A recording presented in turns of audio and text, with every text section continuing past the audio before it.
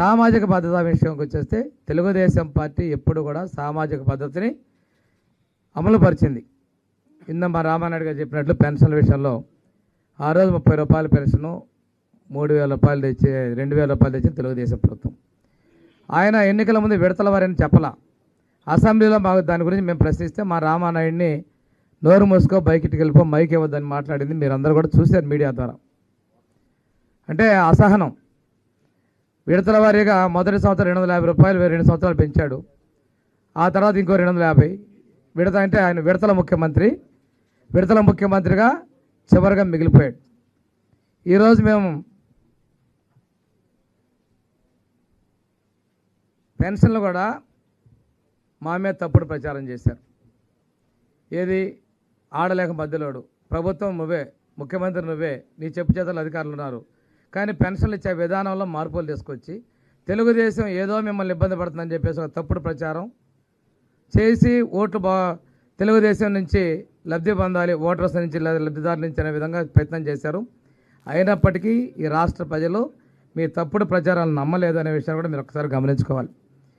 ఈరోజు ఇంకోటి చరిత్రలో ఎన్నలేని విధంగా ముందు రోజు నుంచే మేము ప్రకటించిన రోజు నుంచే పెన్షన్ ఇస్తామని చెప్పి కట్టుబడిన మాట ప్రకారం రేపు జూలై 1వ తేదీ నుండి మేము 7,000 రూపాయలు అంటే 3 నెలల్లో ఇవ్వాల్సిన బకాయిలు నెలకు 1,000 రూపాయలు చొప్పున, దాంతోపాటు జూలై నెల నుంచి మేము పెంచినటువంటి 4,000 రూపాయల పెన్షన్ కలిపి 7,000 రూపాయలు ప్రతి ఇంటికి 1వ తారీఖున ఇంటికే తీసుకెళ్ళి ఇవ్వడం జరుగుతుందనే విషయాన్ని మీకు మేము వెల్లడిస్తున్నాం.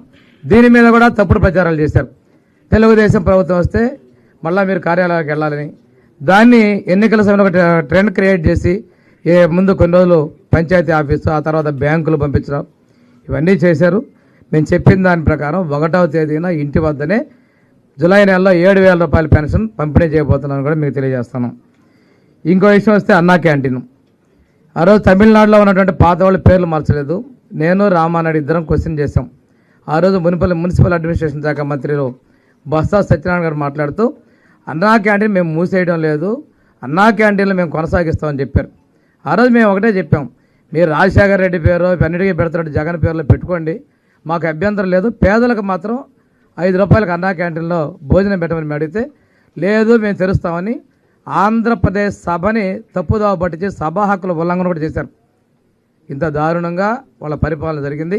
తిరిగి మేము అన్నా క్యాంటీన్లో ఓపెన్ చేసి 5 రూపాయలకే భోజనాలు ఏర్పాటు చేస్తామని కూడా తెలియజేసుకుంటూ, ఏదైతే ఈరోజు ఉన్నటువంటి రైతులే కాదు అందరి యొక్క ఆస్తులను కొల్లగొట్టే విధంగా టైటిల్ చట్టంలో తీసుకొచ్చినటువంటి లొసుగులు తీసుకొచ్చి వాటిని అన్యాక్రాంతం, ఈరోజు మీరు ఏ మీడియాలో చూసుకున్నా అన్ని చోట్ల భూముల ఆక్రమణలు, అక్రమంగా దందాలు, వాటి రాయించుకున్న పరిస్థితులు, వాళ్ళ ఆస్తులకు రక్షణ కల్పించే విధంగా టైటిల్ చట్టాన్ని రద్దు చేస్తాం మేము ఎన్నికల్లో చెప్పినట్లుగా, దాన్ని కూడా రద్దు చేస్తూ ఈరోజు మన ప్రీతం ముఖ్యమంత్రి గారు సంతకం చేయడం జరిగింది.